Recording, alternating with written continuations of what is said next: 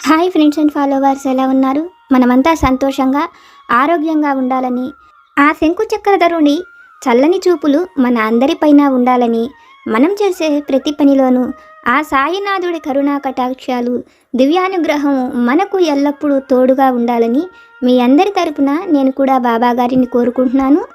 Friends, మన channel ఎవరైనా first time చూస్తుంటే సబ్స్క్రైబ్ చేసుకొని ఒక లైక్ ఇవ్వండి. దానివలన మన సాయినాథుని వీడియోస్ సమస్యల్లో ఉన్న మరికొంతమంది సాయి బంధువులకు చేరతాయి. బాబాగారు మనతో చెప్పే ఆ దివ్య వాక్కులను వినటం వలన బాబాగారి దివ్య అనుగ్రహంతో పాటు మనసుకు సంతోషము, మనం కోరుకున్నవి నెరవేరతాయి అనే ఆనందంతో పాటు బాబాగారు మన కష్టకాలంలో మనతో పాటే ఉన్నారు అనే నమ్మకం కూడా కలుగుతుంది. అలాగే ఇంకా చాలామంది సమస్యలతో బాధపడుతూ నా సమస్యలను బాబాగారు తొలగించటం లేదు అని పదే పదే తలుచుకుంటూ ఇంకా ఎంతగానో బాధపడుతూనే ఉన్నారు. అయితే మనం ఎన్ని సమస్యలలో ఉన్నా, ఎన్ని కష్టాలలో ఉన్నా బాబాగారు ఎప్పుడూ మనకు తోడుగా మనతోనే ఉంటారు. సదా బాబాగారి నామాన్ని ధ్యానం చెయ్యండి. అలాగే గురుచరిత్రను కానీ బాబాగారి సచ్చరిత్రను కానీ ప్రతినిత్యము పారాయణ చెయ్యండి. పారాయణ పుణ్య ఫలితం వల్ల ఎంత పెద్ద సమస్య అయినా, కష్టమైనా క్రమక్రమంగా చిక్కుముడులు విడిపోయినట్లు అన్ని సమస్యలు కూడా తీరిపోతాయి. బాబాగారు సచ్చరిత్రలో ఎప్పుడూ చెప్తూ ఉంటారు, తల్లి, నమ్మకంతో నువ్వు కోరినది తప్పకుండా పొందుతావు. నీకు అవసరమైన సమయంలో తప్పకుండా నేను అనుగ్రహిస్తాను. నాపైన సంపూర్ణమైన విశ్వాసము, నమ్మకాన్ని కలిగి ఉండు. జీవితంలో ఓర్పు, సహనము ఉన్నవారు ఎప్పటికీ ఓడిపోరు అని బాబాగారు ఎప్పుడూ మనతో చెబుతూ ఉంటారు. ఈరోజు కూడా బాబాగారు ఒక మంచి సందేశాన్ని మనకు అనుగ్రహిస్తున్నారు. శ్రద్ధతో బాబాగారిపైన నమ్మకంతో వినడానికి ప్రయత్నం చేయండి. తల్లి, నీ సాయి తండ్రిగా నీకు ఒక చక్కని మాటను తెలియజేయబోతున్నాను. మనస్సు పెట్టి విను. తప్పకుండా నీ సమస్యకు మంచి మార్గం నేను తెలియచేస్తాను. తల్లి, అలాగే నువ్వు సమస్యలలో ఉన్నప్పుడు నీ చెయ్యి పట్టుకుని నడిపించేవాడిని కూడా నేనేనన్న విషయాన్ని మర్చిపోకు. అప్పుడు నీకు నాపైన సంపూర్ణమైన నమ్మకం కలుగుతుంది. అలాగే నువ్వు చిక్కు సమస్యలలో ఉన్నప్పుడు నీకు ఏమి చెయ్యాలో కూడా తెలియచేసేది నేనే. బిడ్డ, నీకు ఒక సత్యాన్ని చెబుతాను, జాగ్రత్తగా గుర్తించు. కాలం ఎప్పుడూ ఒకే రీతిలో ఉండదు. కష్టమైన, సుఖమైన ఎల్లకాలము మనతోనే ఉండవు. కానీ బిడ్డ, నీ తండ్రినైన నేను ఎప్పుడూ నీతోనే ఉంటాను. అందుకనే నాపైన నీకున్న నమ్మకాన్ని, విశ్వాసాన్ని కోల్పోకు. తల్లి, నేను నీకు ఏం చెప్తానో అలాగే చెయ్యడానికి ప్రయత్నం చెయ్యి. అలాగే నిన్ను బాధించే వారి మాటలను అస్సలు నువ్వు పట్టించుకోకు. అప్పుడు మాత్రమే నువ్వు సంతోషకరమైన జీవితాన్ని గడపగలవు తల్లి అంటూ ఈరోజు బాబాగారు ఒక చక్కని సందేశాన్ని మనకు తెలియజేస్తున్నారు. బాబాగారు మనతో చెప్తున్న ఈ మాటలలోని పరమార్థాన్ని, సత్యాన్ని ఒక చక్కని కథ రూపంలో ఆ తండ్రి వాక్కుల ద్వారానే విని తెలుసుకుందాం. పూర్వం ఒక పల్లె గ్రామంలో గంగన్న అనే రైతు ఉండేవాడు. గంగన్న ఎంతో కష్టజీవి. ప్రతిరోజు కూడా అతను ఎన్నో పనులు చేసుకునేవాడు. తనకు 2 ఎకరాల భూమి తప్ప మరి ఏ ఆస్తి కూడా లేదు. గంగన్న ఇండ్లు గడవడం కోసం తన భూమిలో వ్యవసాయం చేయడమే కాకుండా బయట కూలీ పనులకు కూడా వెళుతూ ఉండేవాడు. గంగన్న భార్య సుబ్బమ్మ చాలా తెలివైనది. కానీ తను పనులు చేసే విషయంలో మాత్రం చాలా ఆలస్యంగా చేస్తూ ఉండేది. సుబ్బమ్మకు ఏ పని చెప్పినా కూడా తను నిదానంగా చేస్తుందని, పని చేయటం అంటే సుబ్బమ్మకు ఇష్టం లేదని, తను ఒక సోమరిపోతు అని, అనవసరంగా సుబ్బమ్మను వివాహం చేసుకున్నానని, కనీసం సరిగ్గా వంట చెయ్యటం కూడా చేత కాదని సుబ్బమ్మను ఎప్పుడూ కూడా తిడుతూ ఉండేవాడు. భర్త ఎన్ని తిట్టినా సుబ్బమ్మ పట్టించుకునేది కాదు. తను పనులు ఆలస్యంగా చేయటం వలన గంగన్న అలా అంటున్నాడని అనుకుంటూ ఉండేది. కానీ అవి అన్నీ వింటున్న ఇళ్ల చుట్టుపక్కల వారంతా కూడా గంగన్న భార్య సోమరిపోతని, అందుకనే గంగన్న ఆ విధంగా మాట్లాడుతున్నాడని, తను ఏ పని కూడా సరిగ్గా చెయ్యదని ఇండ్ల చుట్టుపక్కల వాళ్ళు అనుకుంటూ ఉండేవాళ్ళు. ఆ మాటలు విన్నప్పుడు సుబ్బమ్మకు ఎంతో బాధ కలిగేది. తన భర్త తనను అనడం కంటే కూడా చుట్టుపక్కవారు అనే మాటలే తనను ఎంతగానో బాధ పెడుతూ ఉండేవి. ఒకరోజు గంగన్నతో ఆ విషయాలు చెప్తుంది. సుబ్బమ్మ చెప్పిన మాటలు విన్న గంగన్న, నువ్వు ఇంట ఏ పని సరిగ్గా చెయ్యవని, ఏ పని చేసినా ఆలస్యంగానే చేస్తావని, అందుకనే ఇళ్ల చుట్టుపక్కల వారు కూడా నిన్ను చూసి ఆ విధంగా మాట్లాడుతున్నారని గంగన్న చుట్టుపక్కల వారినే సమర్థించేవాడు. భార్యను మాత్రం ఏ విషయంలోనూ కూడా సమర్థించేవాడు కాదు. దానివలన సుబ్బమ్మ మనసుకు ఎంతో బాధ కలిగేది. తన భర్త తనను అన్నప్పుడు కూడా తనకు ఏ బాధ కలగలేదని, కానీ చుట్టుపక్కల వారు అనే విషయాలను కూడా తన భర్త సమర్థించడంతో సుబ్బమ్మకు ఎంతో బాధ కలిగేది. ఒకరోజు సుబ్బమ్మ తన పుట్టినింటికి వెళ్ళినప్పుడు జరిగిన విషయాలు తల్లితో చెప్తుంది. సుబ్బమ్మ మాటలు విన్న తల్లి తను పనులు ఆలస్యంగా చెయ్యటం వల్లనే ఆ విధంగా భర్త మాట్లాడుతున్నాడని, అయితే తన భర్తలో తప్పకుండా మార్పు వస్తుందని, ఈ విషయంలో నువ్వు బాధపడవద్దని, ఆ ఊరి గ్రామదేవతకు చలిమిడిని నివేదనగా పెట్టమని సుబ్బమ్మ తల్లి తనకు చెప్తుంది. తల్లి చెప్పినట్లుగానే సుబ్బమ్మ ఆ ఊరి గ్రామదేవతకు చలిమిడిని నివేదనగా పెట్టి గంగన్నలో మార్పు రావాలని కోరుకుంటుంది. కొన్ని నెలల తరువాత ఒకరోజు సాయంత్రం పూట గంగన్న సుబ్బమ్మ దగ్గరకు వచ్చి ఆ సంవత్సరం పంటలు బాగా పండాయని, అవి అమ్మగా బాగా పెద్ద మొత్తంలో ధనం వచ్చిందని 500 వరహాలను తీసుకువచ్చి భార్య సుబ్బమ్మకు చూపిస్తాడు. వాటిని ఏం చేద్దామని సుబ్బమ్మను అడుగుతూనే సుబ్బమ్మకు అన్ని తెలివితేటలు లేవని, తానే వాటిని ఏదైనా చేసే ఆలోచన చేస్తానని సుబ్బమ్మతో చెప్తూ, తనకు ఎప్పుడు నుంచో ఒక కల ఉన్నదని, తన ఇంట కూడా పాలిచ్చే ఒక బర్రె ఉండాలని తను ఎప్పటి నుంచో అనుకుంటున్నానని, ఆ ధనంతో ఒక మంచి పాడి బర్రెను కొనుక్కొస్తానని సుబ్బమ్మకు చెప్తూ, దానికోసం పొరుగు గ్రామం వెళ్ళవలసి ఉంటుందని, గ్రామంలో తెల్లవారుజామునే సంత జరుగుతుంది కాబట్టి నేను ఈ రాత్రిపూటే బయలుదేరి వెళ్ళవలసి ఉంటుందని, ధనమంతటినీ కూడా తనతో పాటే తీసుకువెళతానని మొదట భార్యకు చెప్తాడు. అందుకు సుబ్బమ్మ సరేనంటది.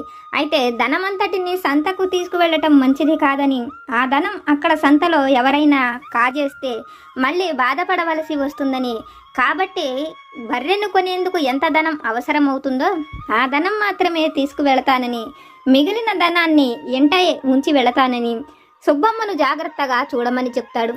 గంగన్న మాటలు విన్న సుబ్బమ్మ అందుకు కూడా సరేనని చెప్తుంది.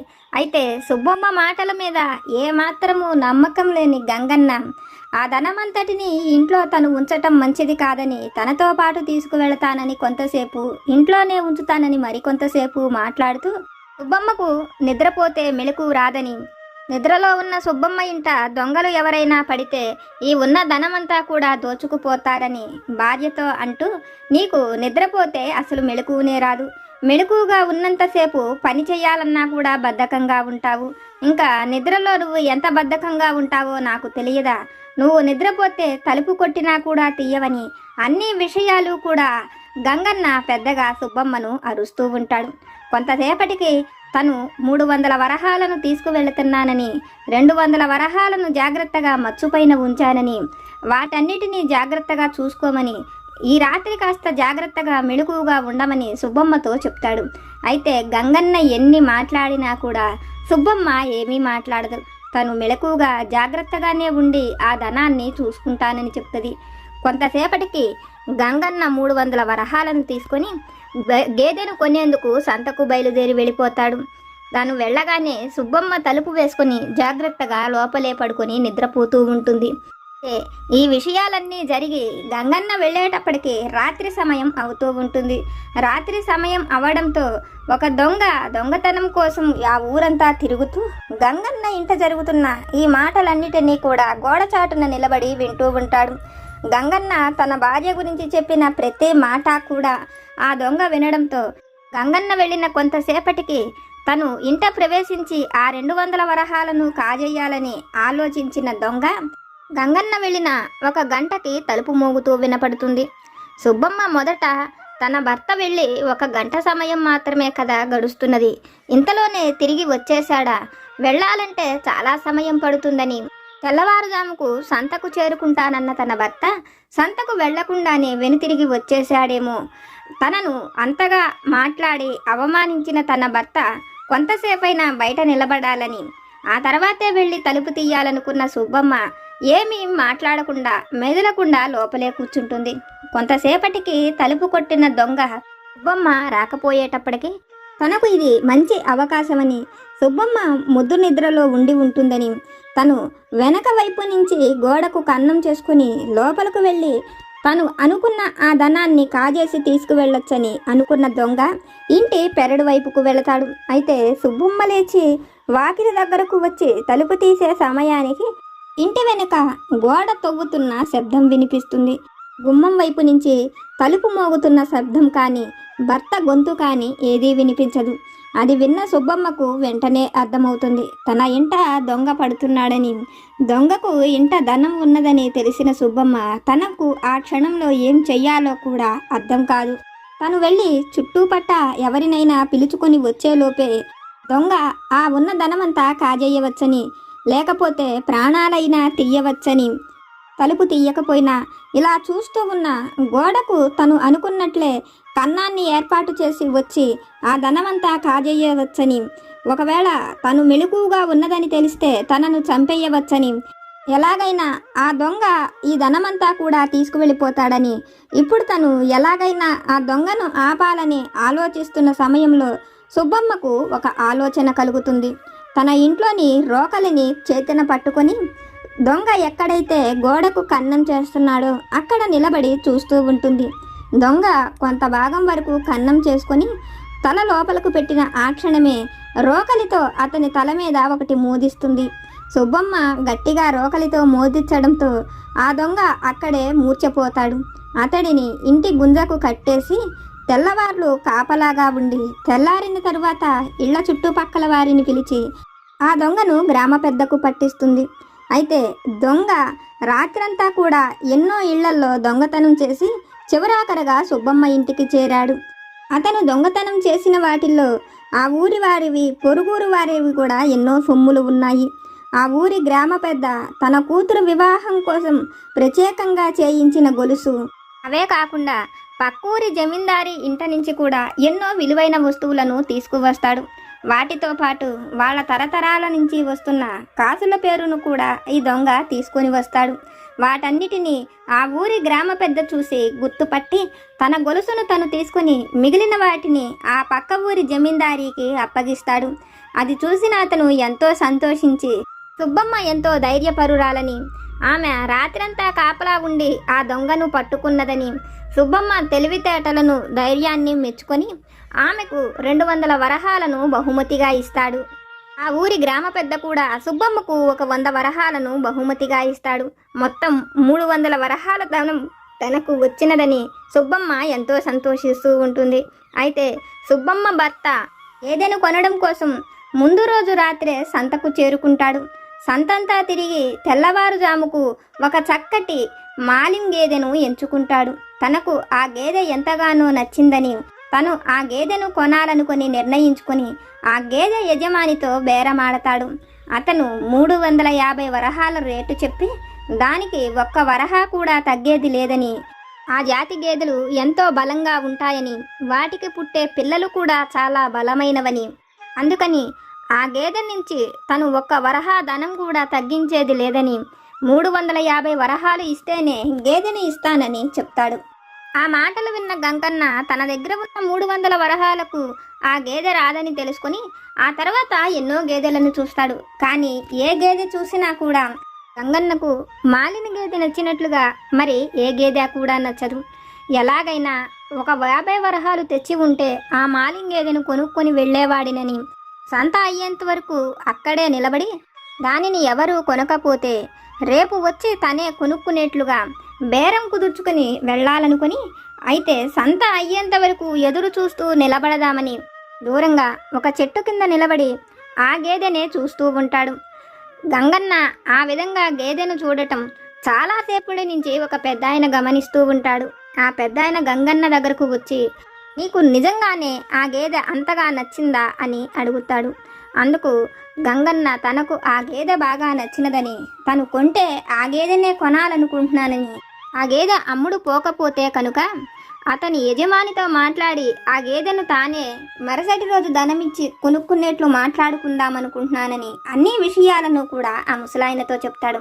గంగన్న మాటలు విన్న ఆ ముసలాయన ఆ గేదె తనదేనని, గేదెకు అసలు యజమాని తనేనని, ఆ గేదె అమ్ముతున్న అతనికి తను 200 వరహాల ధనం అప్పు ఇవ్వవలసి ఉన్నదని, ఆ అప్పు తీర్చలేక గేదెను అతనికి అప్పగించేశానని, కావాలంటే అతని దగ్గర నుంచి ఆ గేదెను తెచ్చి తనే ఇస్తానని, అయితే 300 వరహాలు తనకు ఇస్తే 50 వరహాలు తను ఉంచుకొని అతనికి అప్పగించవలసిన 250 వరహాలను అతనికి ఇచ్చేసి ఆ గేదెను తెచ్చి గంగన్నకు ఇస్తానని, అలా చెయ్యటం వలన గంగన్న అనుకున్నట్లుగానే అతనికి 300కే ఆ గేదె లభిస్తుందని, అతనికి ఒక 50 వరహాలు మిగులుతాయని, అట్లాగే గంగన్నకు కూడా ఒక 50 వరహాలు మిగులుతాయని గంగన్నతో చెప్పి గంగన్న దగ్గర నుంచి ధనమివ్వమని అడుగుతాడు. ఆ గేదె అతను తనకు అప్పగిస్తాడన్న నమ్మకంతో గంగన్న ముందు వెనక ఆలోచించకుండా తన దగ్గర ఉన్న 300 వరహాలను కూడా ఆ పెద్ద ఆయనకు ఇస్తాడు. అతను ఒక్క క్షణం ఉండమని చెప్పి ఇప్పుడే వస్తానని, ఆ పక్కనే నా కొడుకు కూడా ఉన్నాడని అతడిని పిలుచుకొని వచ్చి అతని ఎదురుగా నేను ఇవ్వవలసిన ఆ అప్పును ఇచ్చేసి గేదెను తెచ్చి గంగన్నకు అప్పగిస్తానని చెప్పి గంగన్న దగ్గర నుంచి పెద్ద ఆయన వెళ్ళిపోతాడు. అలా వెళ్ళిన పెద్ద ఆయన 1 గంట అయినప్పటికీ కూడా గంగన్న దగ్గరకు తిరిగి రాడు.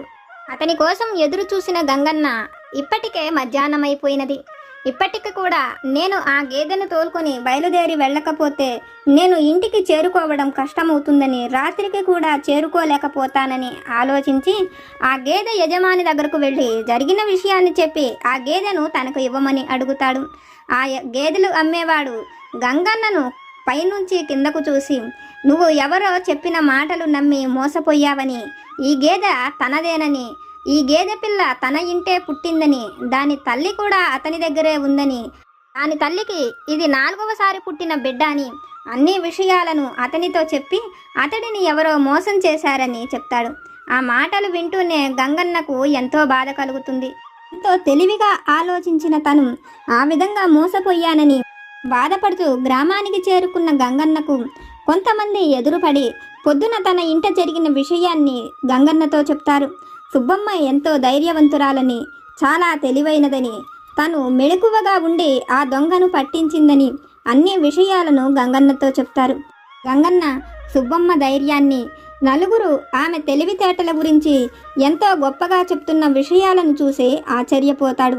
ప్రతిరోజు దేనికి పనికిరాదని, సోమరిపోతని, ఏ పని సరిగ్గా చెయ్యలేదని, మొద్దు నిద్రని, తినడానికి తప్ప ఇంకా దేనికి పనికిరాదని తిడుతున్న ఆ సుబ్బమ్మేన ఇంత తెలివిగా ఒక దొంగను పట్టించగలిగిందని, తను బహుమతిగా కొంత ధనాన్ని కూడా సంపాదించగలిగిందని, తను సంపాదించిన ధనాన్ని కూడా పోగొట్టుకున్నానని గంగన్న బాధపడుతూ ఇంటికి చేరి జరిగిన విషయాన్ని సుబ్బమ్మతో చెప్తాడు. గంగన్న మాటలు విన్న సుబ్బమ్మ గంగన్నను చూస్తూ బాధపడబాకమని, ప్రతి మనిషి కూడా ఎప్పుడూ తెలివిగానే వ్యవహరిస్తూ ఉంటాడని, కాలము పరిస్థితి కలిసి రానప్పుడే మన తెలివితేటలు తారుమారు పడతాయని, అట్లాంటి పరిస్థితుల్లో కూడా మనం బాధపడవలసిన అవసరం లేదని, దేవుడు ఏదో ఒక రూపంలో మనం పోగొట్టుకున్న వాటిని తిరిగి మనకు అనుగ్రహిస్తాడని, మనం సంతలో ఆ విధంగా మోసపోయినప్పటికీ దైవానుగ్రహంతో దొంగను పట్టించి మనం బహుమతిగా పొందిన ఈ 300తో పాటు మరికొంత ధనాన్ని కలిపి మీకు నచ్చిన ఆ గేదెనే మనం కొనుక్కొచ్చుకుందామని సుబ్బమ్మ గంగన్నతో చెప్తుంది. సుబ్బమ్మ మాటలు విన్న గంగన్నకు సుబ్బమ్మ ఆలోచన, తెలివితేటలు ఎంతో గొప్పవని, తను నిజంగానే ధైర్యం కలిగినదని, కానీ తను పని చేసే విషయంలో ఆలస్యంగా చేస్తుందే కానీ తను పని చెయ్యని బద్ధకస్తురాలు కాదని, ఆలస్యంగా గంగన్న ఆ విషయాన్ని తెలుసుకోగలిగానని, సుబ్బమ్మ విషయంలో తను ఇన్నాళ్ళు చేసినది తప్పని తెలుసుకున్న గంగన్న ఆ రోజు నుంచి భార్యను ఏమీ అనేవాడు కాదు.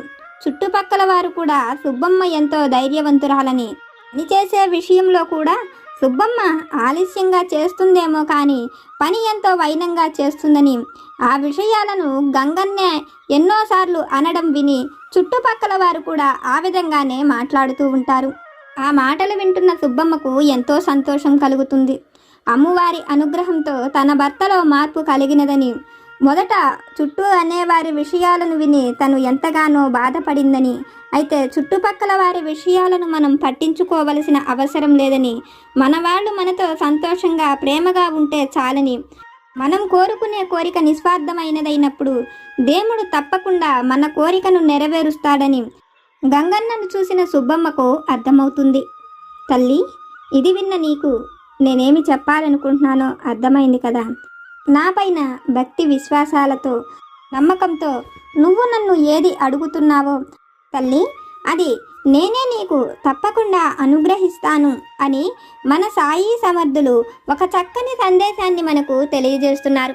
బాబా గారిపైన భక్తితో, విశ్వాసంతో, నమ్మకంతో మనం కోరుకున్న ఉద్యోగమైన, సంతానమైన, మనం ఇష్టపడ్డ వ్యక్తులతో వివాహమైన, అది ఏదైనా కూడా బాబా గారు తప్పకుండా మనకు అనుగ్రహిస్తానని, మన వాళ్ళతో మనం సంతోషంగా ఉండేలా, భార్యాభర్తల మధ్య ఉండే గొడవలు అన్నీ కూడా తీరిపోతాయని బాబా గారు మనకు ధైర్యాన్ని చెప్తూ ఒక చక్కని సందేశాన్ని మనకు తెలియజేస్తున్నారు. బాబా గారు మనల్ని అనుగ్రహించి ఆశీర్వదించి మనతో చెప్పిన ఈ విషయాలను విన్నారు కదా.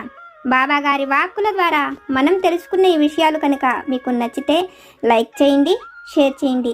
మీకేమైనా సమస్యలు కనుక ఉంటే వాటిని నాకు కామెంట్ సెక్షన్లో పెట్టండి. నేను పూజ చేసుకునేటప్పుడు మనందరి సమస్యలు తీరాలని, మన అందరి కోరికలు నెరవేరాలని మీ అందరి తరపున నేను కూడా బాబా గారిని కోరుకుంటాను. నాకు తెలిసిన పరిష్కారాలను కూడా చెప్తాను. జై సమర్థ సద్గురు సాయినాథ్ మహారాజ్ కి జై.